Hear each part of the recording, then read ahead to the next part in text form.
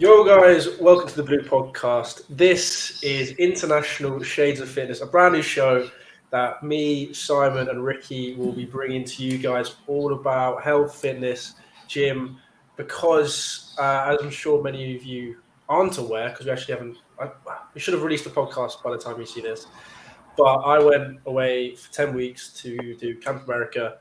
Simon and Ricky were there as well. Simon's from America, Ricky's from Mexico. And basically, I changed my lifestyle a lot whilst I was there, thanks to these two boys. And so we decided, why not bring that into the podcast that I have? So, do you guys want to introduce yourselves a little bit? We'll start with Simon. Yeah, hey, I'm Simon. I'm 16 from the States. Not much else to say. Enjoying life. Ricky? Hello, guys. I'm Ricardo, Ricky, however you want to call me. I'm from Mexico. I'm 21. And I've been following like a this fit lifestyle, like since 2015. So I have a lot of knowledge now. And well, we've been sharing a lot of knowledge between us. And we agreed that we can share this knowledge too. And we can talk about it and just say interesting things and things that have helped us to get where we are and that will help you as well. Yeah. Ricky also is mentioning that he has competed nationally in Mexico for powerlifting. We'll probably do another podcast on that at some point, so that you guys do have something to look forward to. How did you do in that competition, Ricky? Well, I competed in the 93 kilogram class.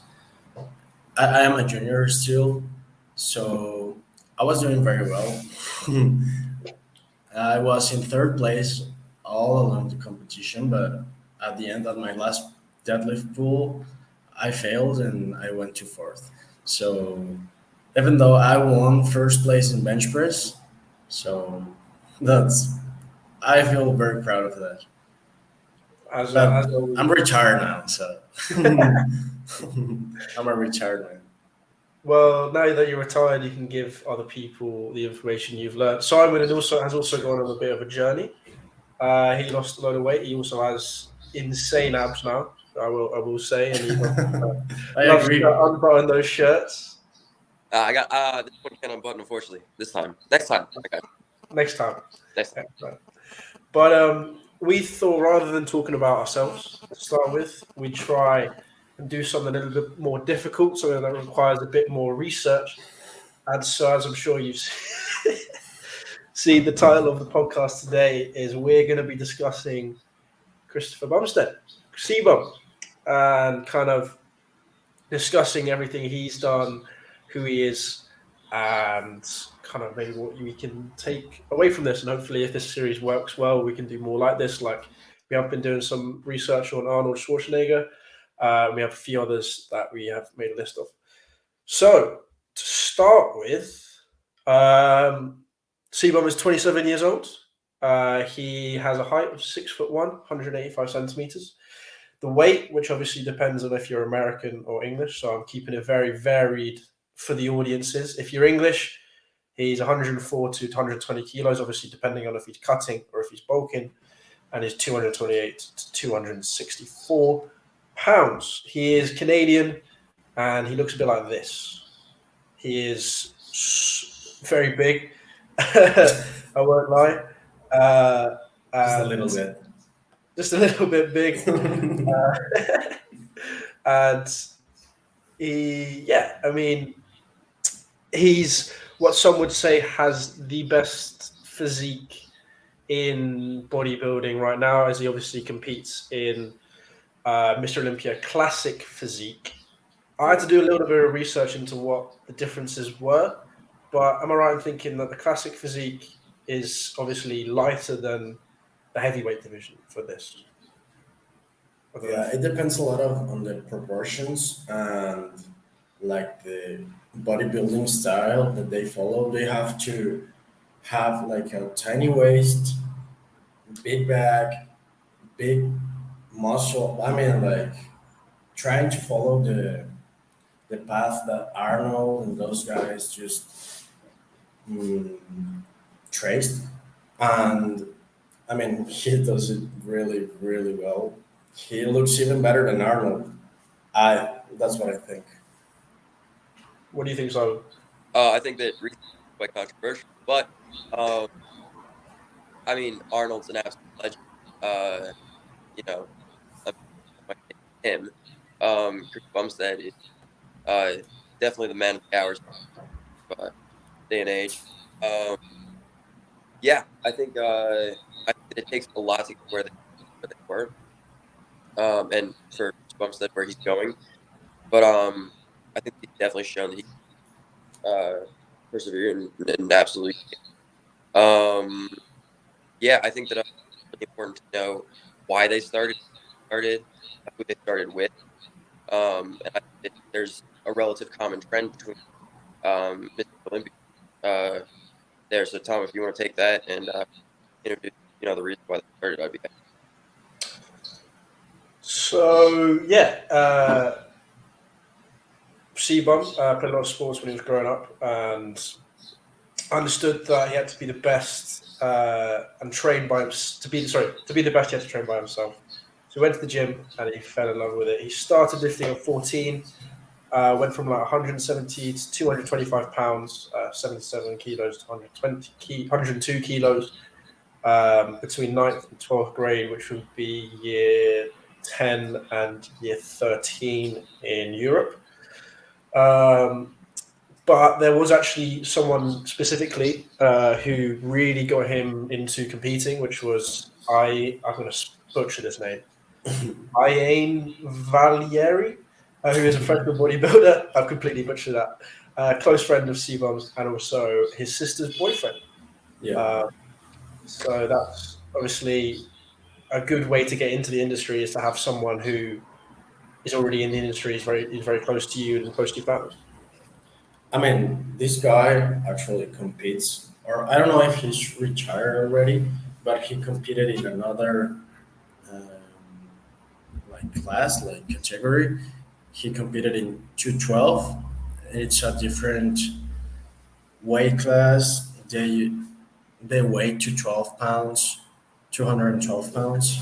So there, you can see the difference between classic physique, like the open, and the 212-pound like competitors, and that's pretty interesting.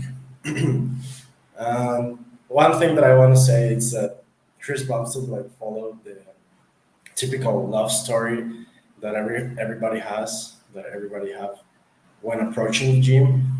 You want to get better in sports, you want to improve, you want to be the best in, I don't know, football, soccer, rugby, basketball, everything. You go to the gym and you fell in love with the gym. That's pretty much my story, to be honest. Yeah, I think Ricky summed it up pretty perfectly. Yeah, he did exactly what most athletes do, which they start off with sport, fall in love with the gym, drop the sport going into college, gym. Yeah, no, it's the same thing with me. Like I got injured in rugby quite badly, and then I fell in love with the gym and went to the gym, and then kind of fell off quite substantially during COVID. Quite substantially, weighing more than I did at peak bulk whilst I was in America, which is It was a impressive. long walk. It wasn't a hard bulk, but like I still weighed like 5 kilos more than I did when I was like bulking in America when I Yeah. was fat, which is impressive. But basically, yeah, he did the typical thing. I mean, Ricky, what got you into kind of falling in love with the gym? Obviously, me and Simon have explained ours. Yeah, I mean, there are like two ways that I've known when approaching to the gym. One way is when you suffer a lot, like from maybe bullying, or maybe people just makes a lot of fun of you because of your physique.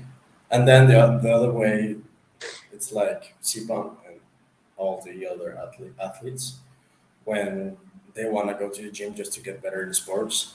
I was the other way. I mean, I did soccer, but I didn't really care about soccer. I just wanted to look better, and that was like my first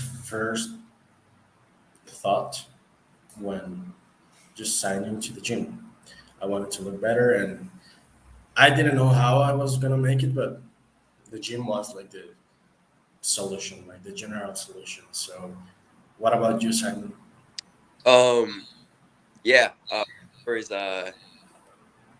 bit I wouldn't call it stereotypical, but it's also not stereotypical. I started for a girl.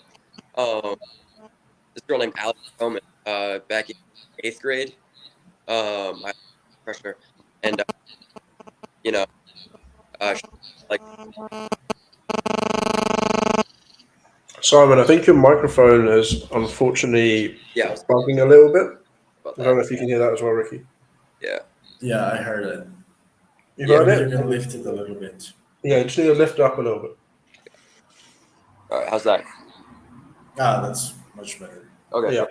great. Yeah, no. So I started lifting for this girl. I thought getting a better body would make her like me. It didn't. Um, I mean, I fell in love with making progress, and I think that that's why I stayed. It went from being better for someone else to being better for myself, and I think that it was a much healthier decision in the end. Hmm.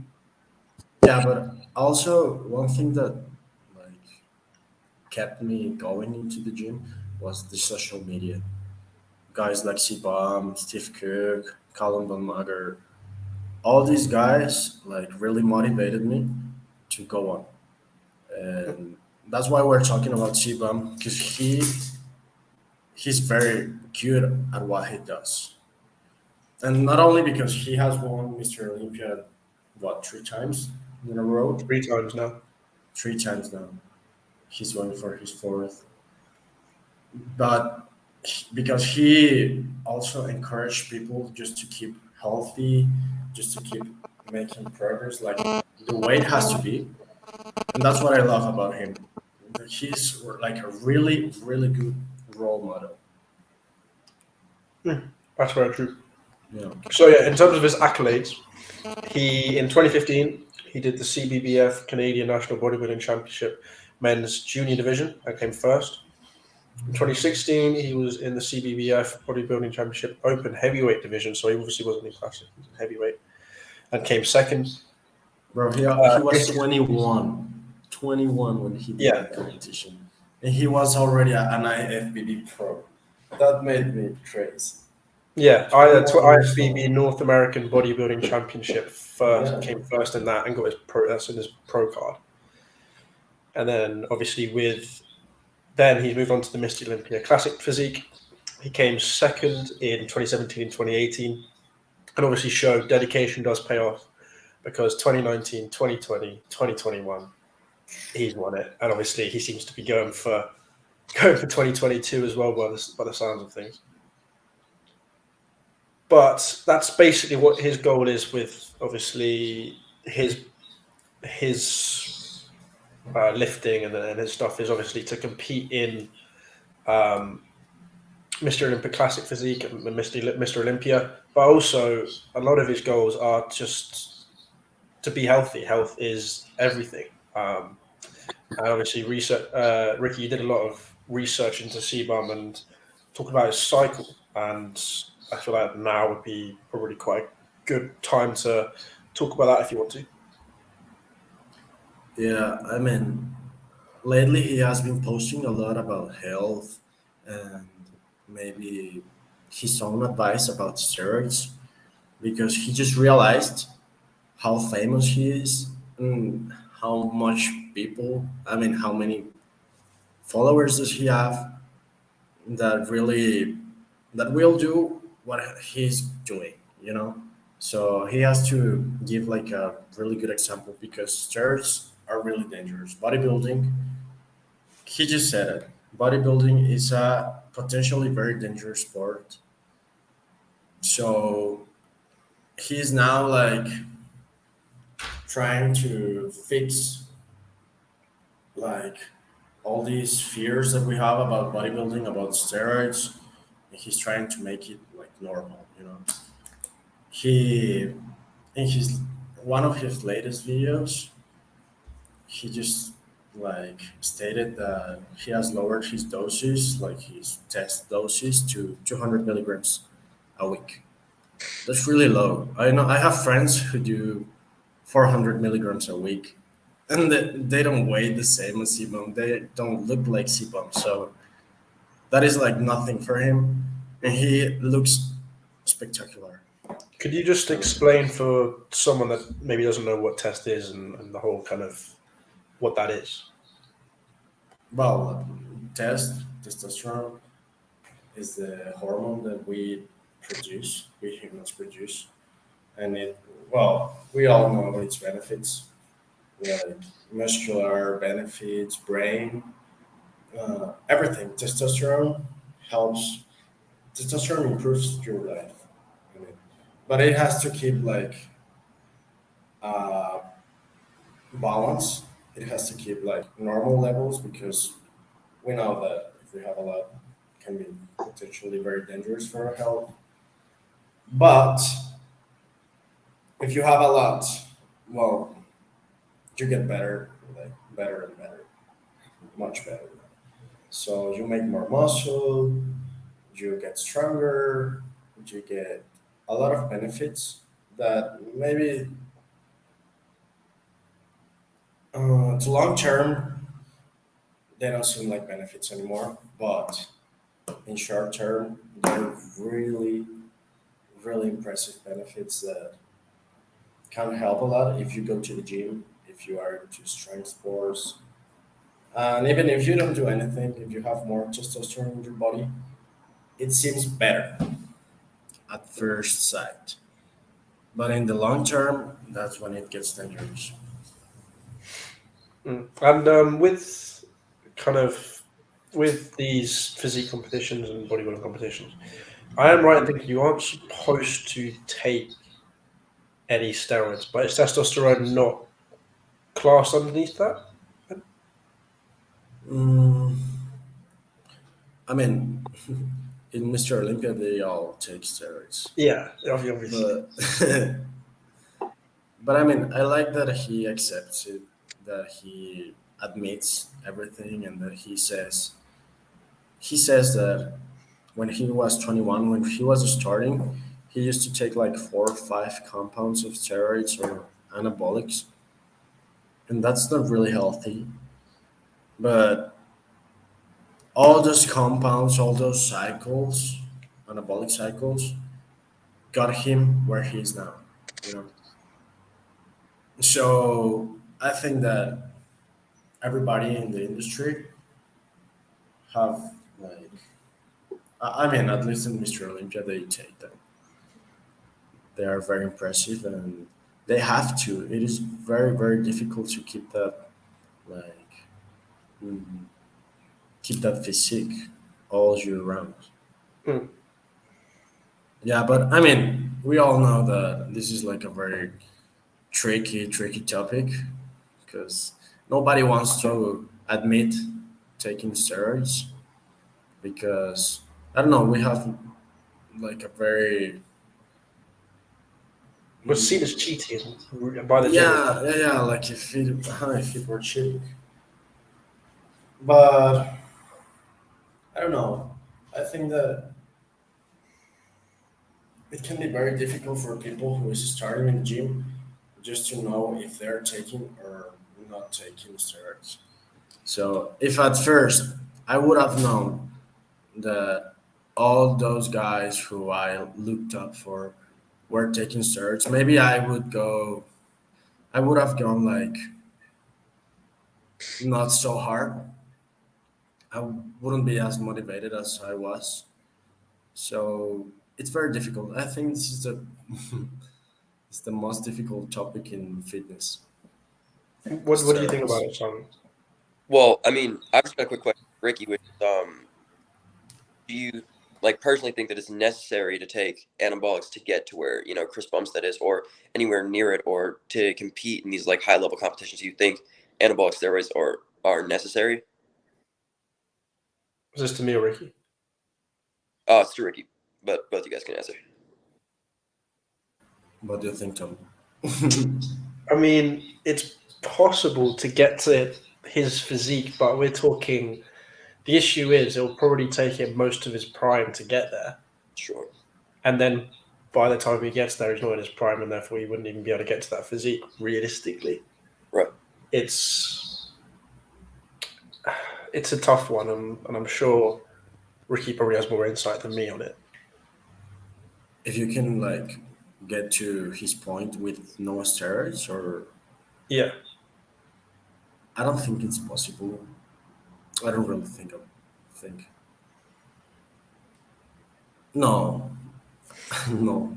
no, yeah, you probably Even have to if you train train like for 30 years, you won't look as thick as him. You won't look as big. I mean, and it's very difficult to weigh 265 pounds on a bulk with no supplements or like steroids. Hmm. It is very difficult because he's tall. I mean, 6'1" is tall, but 120 kilos, 265 pounds, it is a lot. And I mean, there I are was people who weigh 28 that. pounds lighter than him on my bulk. Yeah, but you didn't have abs. He has, he has abs. So I mean, He like I has was that. 28 pounds lighter than him whilst bulking without abs, and he's got like shredded abs because he's cut. It's Yeah, insane. yeah, that's the thing. And we're the same height, pretty much. Yeah, I mean, like and a lot of that has to do with diet too. He keeps like an extraordinarily strict diet. With what is it, 7 meals a day? So I think that it's really hard to look like that, not just with or without steroids, but also like diet is one of like the biggest factors in terms of. Do you want to talk about his diet? I think we can finish up this segment first, but I think that's a good headway into diet. Yeah, because he does obviously say that he takes steroids. It's quite obvious as well because of his shoulders. He gets acne breakouts and he often has flushed, that's red skin, which obviously is an indicator that he takes steroids. I did read somewhere that someone thought it was possible to achieve this physique naturally, but obviously I think the three of us probably disagree with that. And if someone were to get there, it would be through sheer probably genetics. Genetics would have to be a massive part of it for you to get there naturally, and you'd also have to be quite rich as well because you'd have to have a lot of money to be maybe able. I think Tom's genetics. I don't think at this age that it's possible. Like at his age, have that physique, I don't think it's possible without anabolics. Yeah, I don't say at his age, definitely not possible. Yeah, absolutely not. 10 years from now, if without anabolics, I can get with the work that he's currently doing. But I think that at the age that he is at, absolutely not. You have to prove us wrong, Tom. At 21. Oh, You have to look better than CBum. What were you about to say, Ricky, as well, earlier? I mean, yeah, I wanted to say that even though he does steroids and supplements, he looks very healthy. CBum looks very healthy because he focuses a lot in diet, training, rest, and health overall. So that's why he takes his steroids, but he looks healthy because there are a lot of competitors and bodybuilders who don't look that healthy.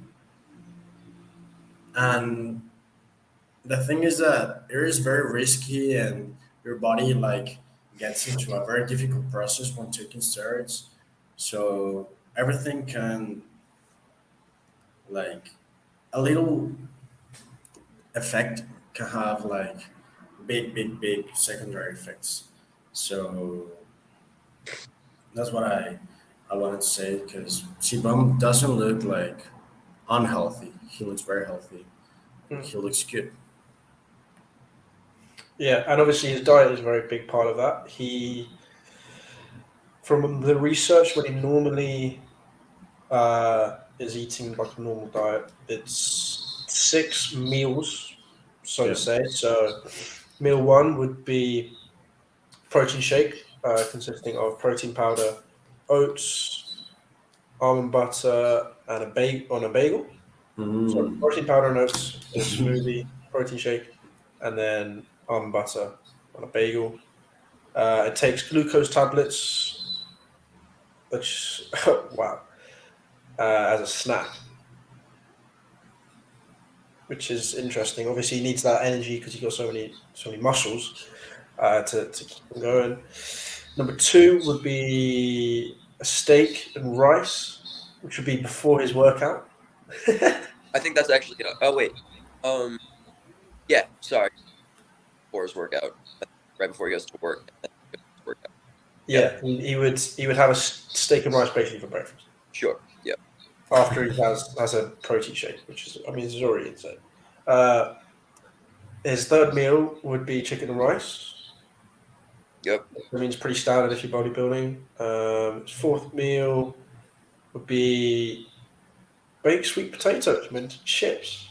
Yeah. I think when I 500 grams. Oh my god. him saying cut up sweet potatoes, put a ton of oil on them to add calories, and bake them for thin and crispy, and put salad with green.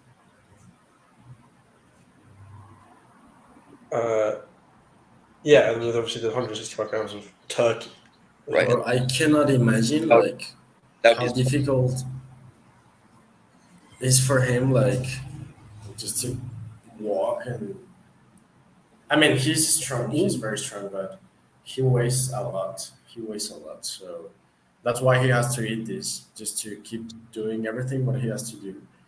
And train, I mean, it would be very hard. absolutely. I don't Yeah, I know mean, if you like he's agree. literally having 4 meals a day in two insane protein shakes, Yeah. Yep. which is crazy. Like, so yeah, he has the turkey and he has a banana as well, just on the side, which obviously we found out in the summer is actually a fruit packed with sugar and energy for us, which is good. Um, Number five is 170 grams of ground beef. Jesus Christ. More sweet potato. And then he has half an avocado if he wasn't full, obviously. A lot of these meals, though there's a lot of food in them, they aren't really more than like 800 calories, Mhm. which obviously is interesting because obviously there's a lot there, but obviously it's very protein focused, and there are and almost like good carbs, not bad carbs. He's very much about the good carbs, good sugars, natural sugars. Yeah. And then obviously to finish it off, yes, another protein shake, oats, almond butter, and whey isolate, which, if I'm not mistaken, is the protein powder that I have, well, I had before, and it's very low calorie, high protein content. Am I right? I don't know Yep. if you guys know about that. Yeah. Yeah. Way I sleep. Right. Yeah. So, do you two think you could eat like that for a week? That'd be an insane challenge. Like that for a week. I think that, I wouldn't be down a lot of the time. Lift up your phone, bro. But I think that eating like that for a week would be extraordinarily difficult. I don't think I'd be able to keep it down for at least the first couple of days. Um, and I think eventually I might get used to it, but I don't think that with the training I do compared to the training he does, I wouldn't be able to put on fat. I think that I'd put on too much weight with that diet. Only because I have to spend 7 hours in school and then practice in the gym. Yeah, I don't think I'd be able to uphold a physique like that with that diet and my lifestyle. How about you, Ricky? I think I can do it, but I would like spend a lot of time cooking that. Yeah.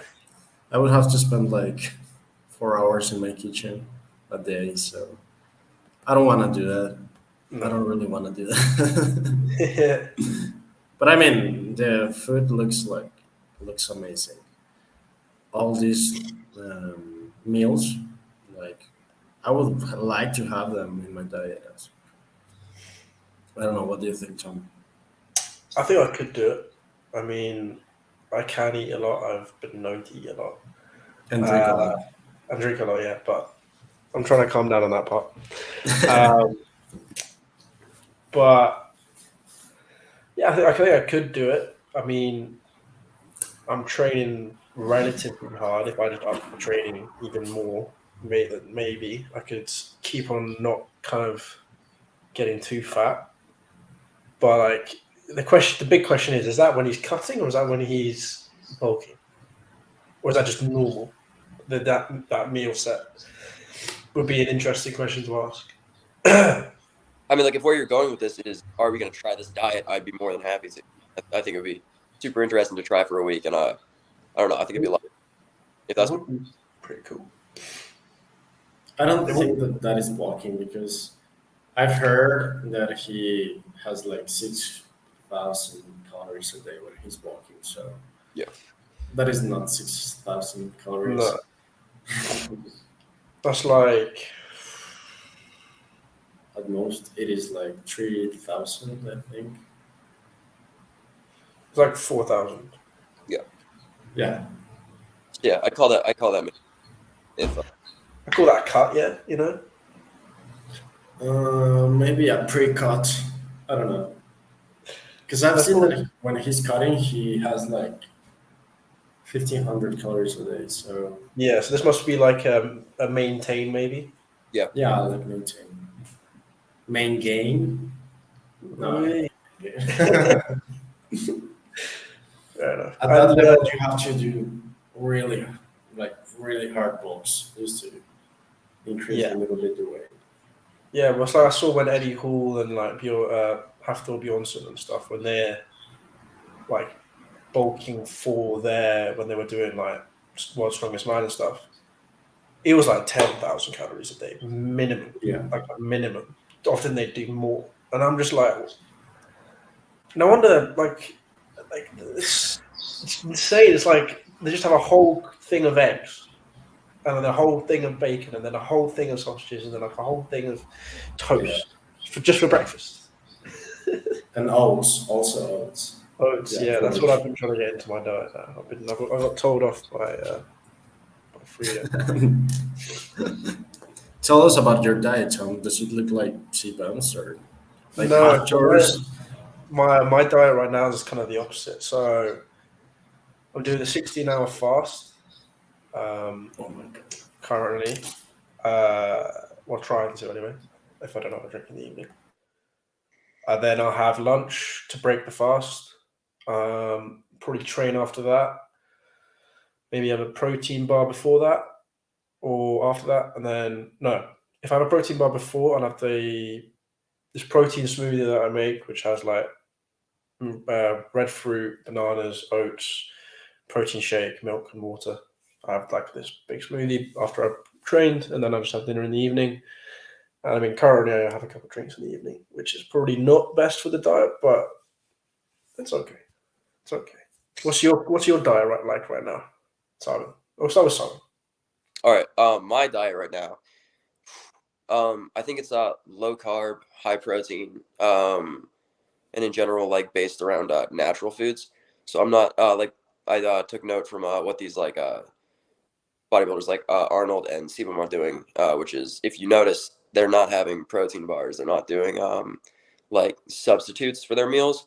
They're finding their protein and carbs and everything naturally. I don't know why they're doing that. I want to look into that in a further episode.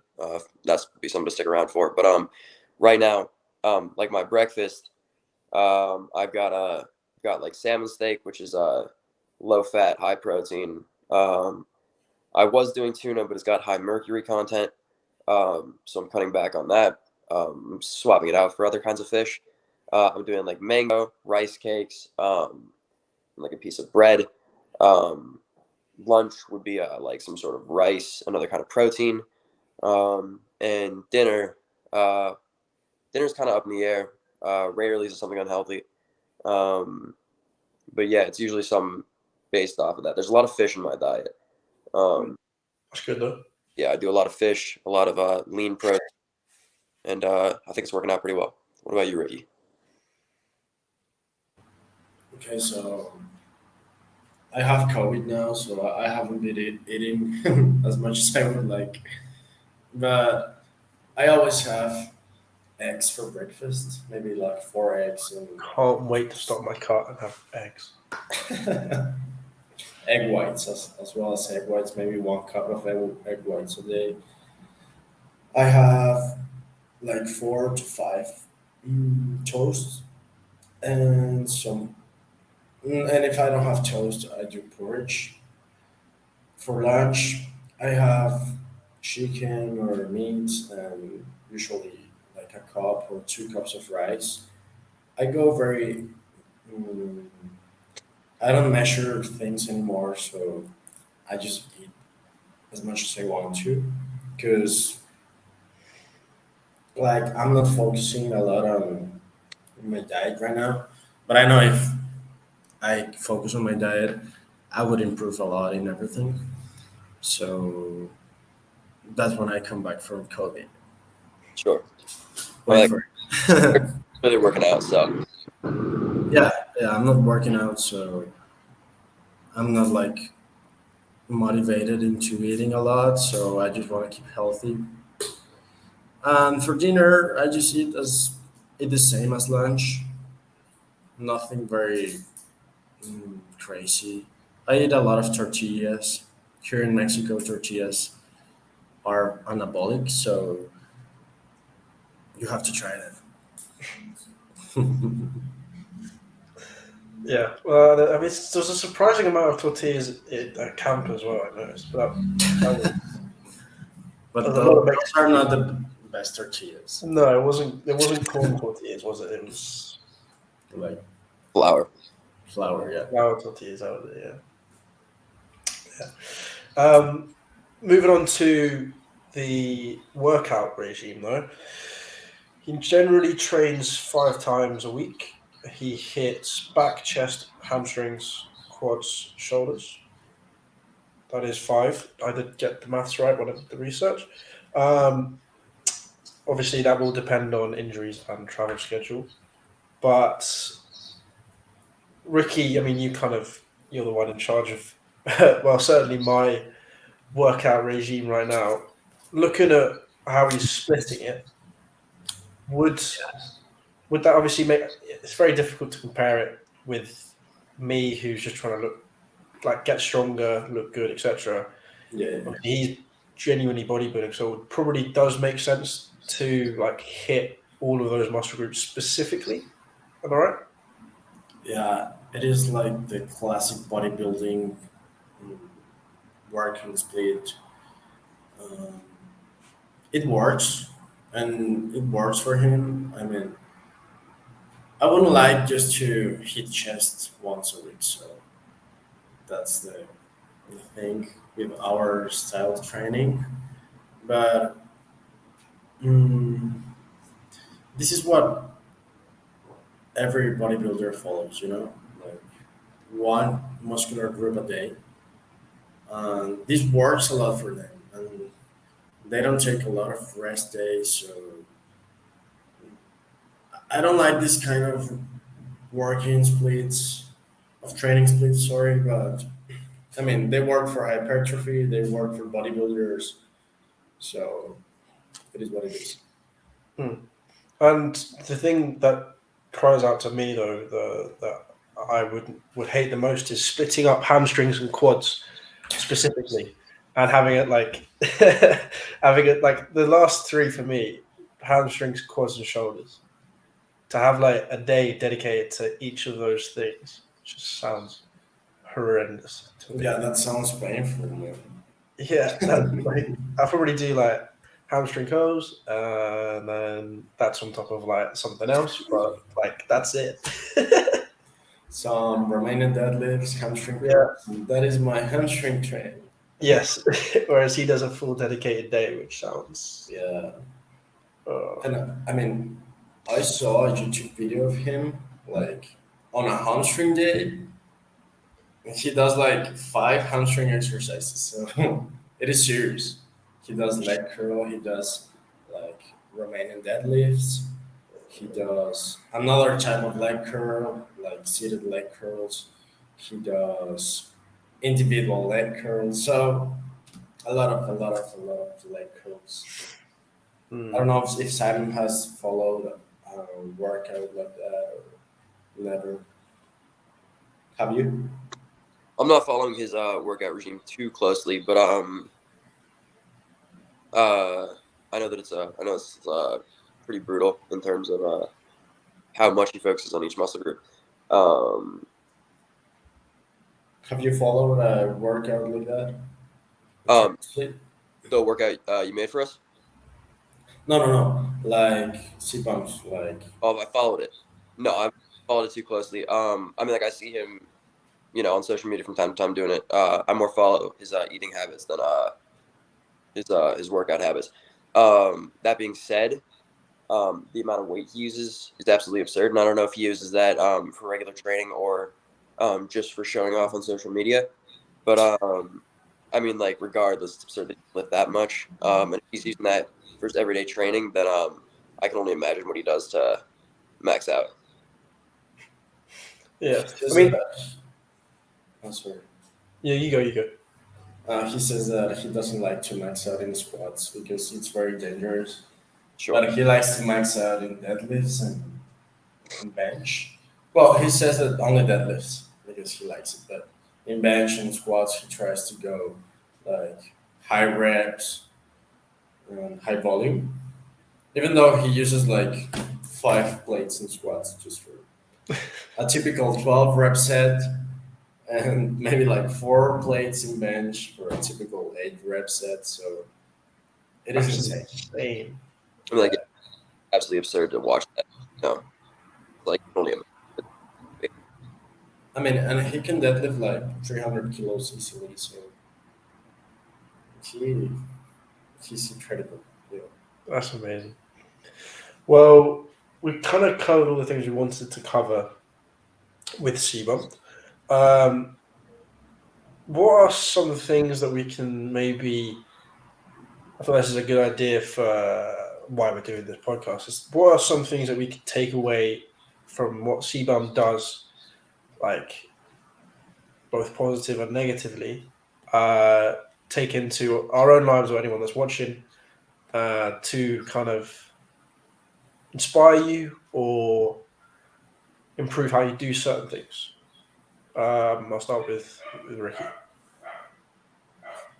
Yeah, I think that we can take a lot of things from Siban. He, as I said before, he's trying like to fix that vision we have from him, and he actually his videos he says that you have to stick to the basics. You know, when doing bodybuilding, you have to stick to. You have to make sure that diet, training, health is well covered, that it is perfect before going into supplements, before going into anabolics. You know, and that's what I love about like his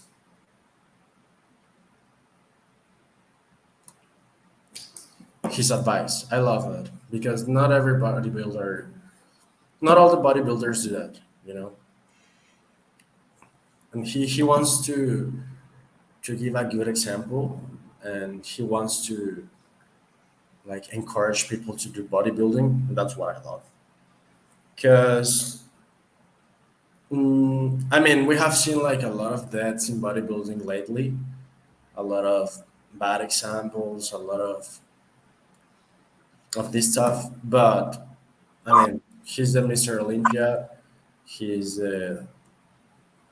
like the best bodybuilder actually. So it is like the best advice that he can give. Simon? Yeah, sorry if it gets a little bit loud. There's some fighter jets flying over my house at the air show. Case in point. So yeah, or at least from an outside eye, his secret. Um, it's not about getting perfect, it's about getting enough. So many times that about getting it good enough so many times that you get into the rhythm of just doing it every single day. And I think that that's what's most important. I learned, I was scrolling through social media, and this guy popped up, and he was just talking about like the secret to success, and he talked about this thing called the 2-minute rule, which is doing what you want to get into every day for 2 minutes. Sorry about the airplanes. It's okay. For 2 minutes, and just to create the habit of getting there. And he talked about how his friend wanted to get into fitness, so he'd go to the gym for 5 minutes every single day, just 5 minutes, and like most people think, well, you can't get anything done in 5 minutes, and well, that's probably right. But he'd go there, hop on the treadmill, 5 minutes, leave. And like this was like for 2-3 months, just to create the habit of going to the gym every single day. And once he created the habit of going to the gym, he'd start actually going for longer and longer and longer until he got the body he wanted. And he still does to this day, but it's all about creating that consistency, creating that habit. And so once you create the habit of eating those 6 meals a day, once you create the habit of making sure that you're taking only 200 milligrams of testosterone and not 400, because it's really easy to go, well, I mean, I'm not seeing as many results with only 200, and I want to see like a lot of results, so I want to take that 400, 500 milligram dose. But once you create that habit of I only need to take 200, and you start seeing results with 200, it's easier to stick with that. So like once you kind of revolve your life around consistency, it becomes really easy, or not easy, but it becomes easier to get on the path to where he is and where he's going. So I think that that's what he kind of lives by, which is consistency. I think that like if you want to get into bodybuilding and if you want to become successful, like all kind of regimes of life, it's the key is consistency. I think it's sticking with it. Regardless if it gets difficult or those days like you really don't want to do it, just getting up and going, just to maintain that consistency will get you where you want to go eventually. So that's what I can say on that. Fair enough. And I mean, there's not much for me to say now because I think both of you have actually just hit the nail on the head in general. I agree with both of you. And to be honest, I was going to say exactly what Ricky said. We'll talk about health and also the fact that he's motivating other people to get healthier, to get stronger, to look better, to do it for themselves as well, not necessarily just doing it for other people. Like he's quite clearly doing it for himself, which a lot of people can see as selfish. But when it comes to fitness, the number one person that you got to do it for is number one, is yourself. So yeah, CBum was a very good person for us to do this kind of little first video for you guys on and to do a proper real test. And bear in mind, this is our first podcast together. This is Ricky and Simon's first ever podcast in general anyway. So I will say you guys have done an excellent job. This has been great. I very much enjoyed it. I'm very glad that we thought about it and did it. But yeah, CBum, great first podcast. Good role model. Obviously, the steroids thing it's a difficult subject to touch on, but I feel like we've handled that very well. And obviously, we will have a lot more podcasts to look forward to for you. More people, more stuff about us, more other subjects, which obviously Simon said one of the things that we wanted to talk about in the future. We have a lot planned for this podcast, so do make sure that you guys do tune in. Subscribe if you're new around here. If you enjoyed the video, please do leave a like.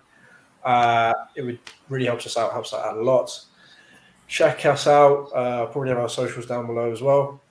And yeah, we'll see you next time for another international Shades Shades of Fitness. Cheers, guys. See ya.